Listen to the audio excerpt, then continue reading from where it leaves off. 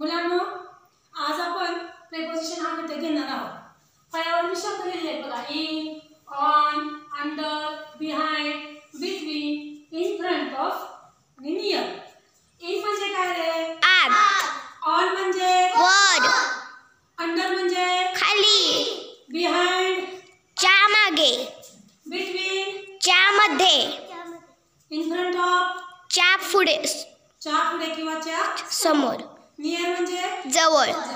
आता हे शब्द आहेत, हे शब्द तुम्ही घ्यायचे आणि प्रत्येक शब्दावर आपल्याला एक वाक्य तयार करायचे. त्यासाठी मी काही वस्तू ठेवल्या आहेत, जसे की नोटबुक आहे, पेन आहे, chalk, purse, bag, bottle, table आहे, चेअर आहे. या वस्तूंचा वापर करायचा आहे आणि तुम्ही एक एक वाक्य मला कृती करून दाखवायचं आहे. The chalk is in the purse. The chalk is in the purse. या पद्धतीने तुम्ही प्रत्येकाने एक कृती करून वाक्य मला सांगायचं. The pen is in the purse. छान. The notebook is on the table.